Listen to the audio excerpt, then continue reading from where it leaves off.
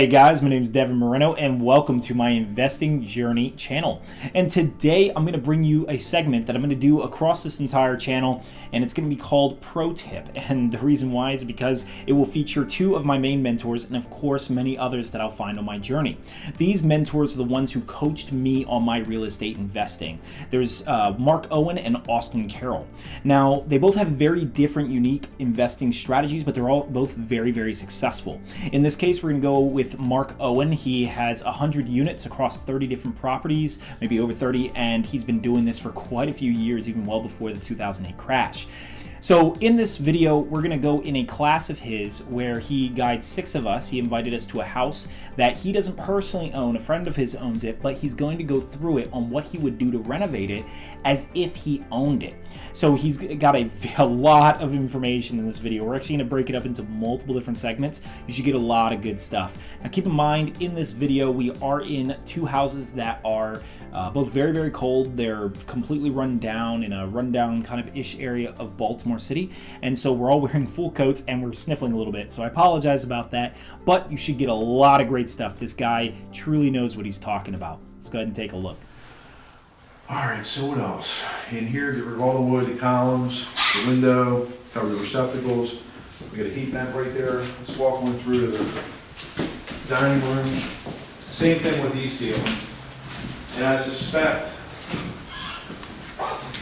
this railing, all this casing, all the trim on these steps is going to have lead paint. Here's something that's good to know. Like this right here, these are called stringers. And they're probably going to have lead paint. You got a couple choices of what you can do. One is you can have your guys cut a pattern of Lawan, which is like a thin, almost like plywood material. I think a 4x8 sheet of it's like $13 or something like that.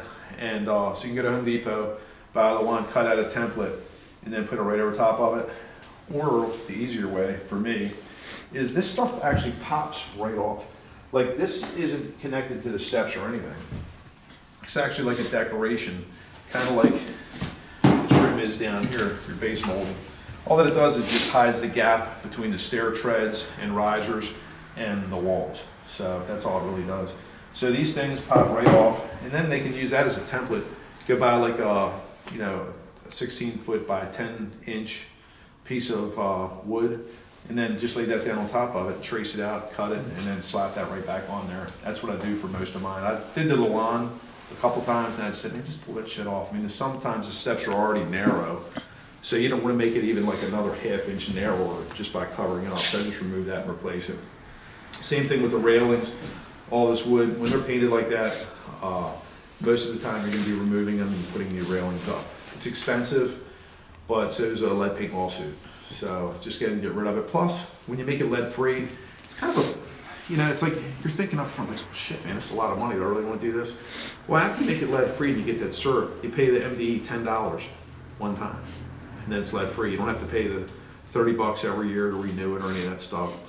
Plus, so over time, 10 years, you're going to save a few $100s. Plus, every time you have a turnover with the tenant, you're going to save a couple $100 because you don't have to get another lead test done. And you're also reducing your liability significantly because kids aren't going to get lead poisoning in a house that's lead free. And then in addition to that, you've increased the value of the property because it's lead free. So when you want to sell it, more investors are going to be attracted to your property because they don't have to deal with that nightmare. So it's better when you buy a house like this, just get and get that crap done up front. Just get and knock it out. You're going to get some equity. You're going to have less headaches. It's going to cost you less money in the long run. So just get, and plus it's going to be easier to rent the house. Say, hey, I got a lead-free house. Everything's replaced. All new trim. All new. People come in like, oh, wow, this is, it's really going to possibly get your house rented out a few weeks faster just because it looks like really nice. So that's going to save you some money as well. So again, in this room right here, I'm getting rid of the flooring, getting rid of all the wood. A lot of these walls I would laminate. When I say laminate, what I mean is go directly over top of the existing walls with drywall. The way you do it is they get drywall glue and screws, man. So you screw it and glue it. So for a piece of wall like this right here, I'm gonna go right over top of this. I'm not gonna even get a demo it. I'm just gonna go, I might have to demo some of it just to make it smoother. And then I'm going right over top of it with ½ inch drywall. They sell 1/4 inch drywall, but it's like sometimes it's more expensive than the ½ inch or the 3/8 inch drywall. So just go ahead and get the ½ inch. Plus, with a ceiling like this, That's a 9-foot ceiling. I know that because my reach is about 7 feet. That's another 2 feet. So one of the things I would suggest that you do, just for your own benefit, sounds kind of corny. Go ahead, and I'm not saying do this right now, but measure up top as high as you can, and then measure from the floor up so you know what your reach is. So if you go in a basement, and like I know my reach is 7 foot, so if I go in a basement and I reach up and I can't reach the ceiling, okay, I can make a legal bedroom down here because it's taller than 7 feet. If I can only reach this high, then I'm screwed. I can make a living space, but I can't make it a legal bedroom because the ceiling's not high enough. So for something like this, it would be important to know, because my reach is 7 foot, that's 9. 1/4 inch drywall, they only sell 8-foot sheets.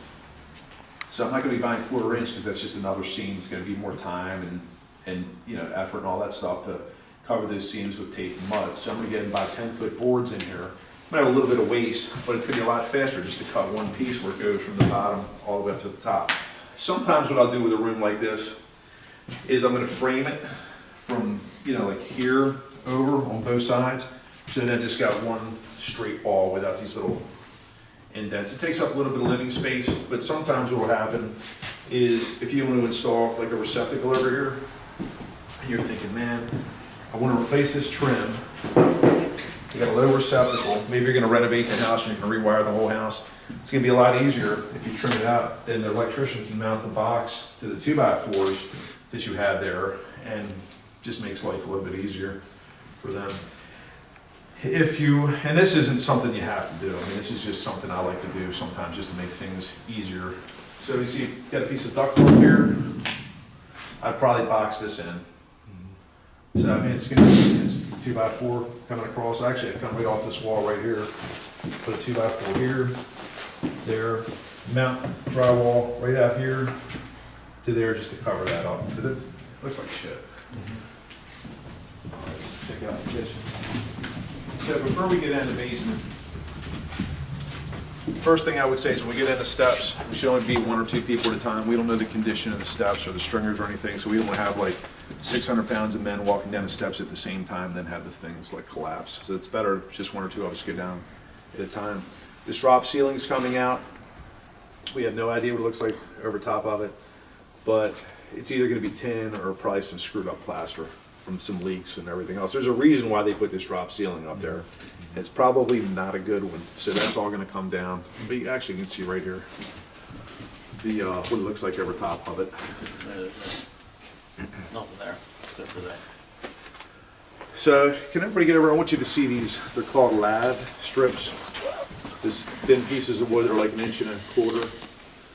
So what happened back in the old days is they would put 2x4s up on the walls, then they run these lath strips across, and then they get plaster that they smear over top of it, and they try to smooth it out.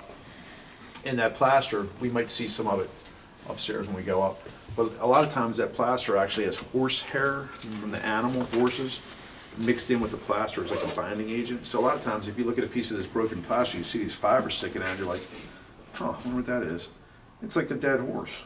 Like, it's weird as shit. And you think about it, like you're laying there in bed at night, like sleeping in this house, and you're like surrounded by the hair of a dead horse. It's kind of like freaky. Godfather. Yeah, it's kind of creepy, but that's what they did. I don't know what they did with the rest of the horse. Probably ate it. So one of the things that I want to do is I want to look underneath the kitchen sink and see what kind of plumbing is coming up. And if it's like a house where people like living there, like always ask permission. Like, is it okay if I look under the kitchen sink?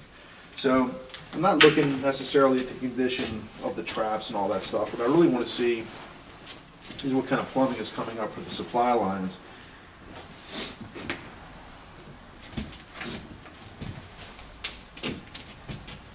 And I'll explain a little bit more about that when we get downstairs. So it looks like the supply lines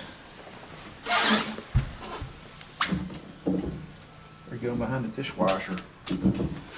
Well, no, here, this tells the tale right here. It was copper. So it looks like some junkies got in here and stole that. Because I mean, that's not the mark of a real plumber right there. Yeah, it's like. That is good. So we know that this whole kitchen is going to be demoed, obviously. Cabinets installed. Home Depot. I buy them right off the shelf at Home Depot. They're typically gonna run around $150 per foot installed. If you're using your own guys, might be $200 a foot if you're paying people. So the kitchen in here, we'll tear this bulkhead down and put new cabinets in it, new fridge, new stove. I buy my appliances at Home Depot or Lowe's, either one. I get new appliances when I first start out. The used appliances usually don't save you that much money, and they're used for a reason. And because they were broke or they're old and ugly or something like that. Like, I mean, imagine if you call like a used appliance place and you say, yeah, I need a fridge, and they bring you like that nasty ass green refrigerator right there. And we also see that we have an electric stove right there. I've been using a lot of electric appliances lately because I'm tired of having to deal with the pilot lights on the range and the oven underneath of it, so I started going electric. And the good news is, like, well, obviously would throw this one out, but these things, you can buy new ones at Home Depot, and they'll just pop out. You can get new pans at Home Depot. So if you got to replace them, you can always do that. I don't put dishwashers in my rentals. I was gonna ask. Yeah, I don't put dishwashers in because, and I don't put garbage disposals in, because if you put garbage disposals in, then they think you can just, drop a whole damn chicken in a sink and it's okay because there's a garbage disposal. It's not meant for that. So I don't feel like dealing with a bunch of maintenance headaches. So people will just throw bones down there and everything else, and then it breaks. And does anybody have any questions at this point? So you don't put any gas up here at all? I do on some of them, but a lot of them I'll put electric in. If I'm going to rewire the house, I'll put electric in. But if I'm not, and there's gas there, if I'm not going to like rewire the whole house, then I'll just leave it gas. Have you got any? Putting down? I'm buying right off Home Depot, Right on right off Home the shelf. Depot. Yep. Have you gotten any pushback on the dishwasher thing? Nope. Okay. Nope. They Because say, You're they not say the there's first. no dishwasher. I'm like, you're the dishwasher. Got any kids? It's the dishwasher. I'm really glad I Yeah. thought of that. Yeah, most of my tenants, I don't know if I've ever had that as an issue. Like, Is it just ever. it's a cost thing and a maintenance maintenance thing, right? maintenance thing? It's cost and maintenance. It's just gonna be something else where they're One more putting thing to stuff break. in there with Yeah. food all over the plates and all. They're not gonna like rinse them off before they put them in and all that stuff. It's just if you got another $5 a month rent, in 5 years you might break even, maybe. Oh, what about microwave? No I microwave. do put microwaves over top of You these do? stoves, yes. Yep, I do. And I use black appliances. They look nicer and they don't get dirty as fast. I mean, they do, but it's not as noticeable. All right, guys, I hope you guys liked that segment of Pro Tip. We're going to have a lot more videos of Austin Carroll and Mark Owen, both of my real estate investing mentors. So stay tuned for future videos where I break up either the same house or many different houses into multiple different subjects to get you guys the most amount of information on these guys as possible. Highly experienced in the field, so I'm definitely looking forward to it. Let me know also any questions you want me to ask them. Of course, I have access to them for a lot longer periods of time, and I can ask them these questions and produce other videos, or even get them to answer it in videos or interviews. So definitely write in the comment section below, and also like this channel if you like the Pro Tip segment, if you like the content that we're bringing here, and I look forward to talking to you all very soon.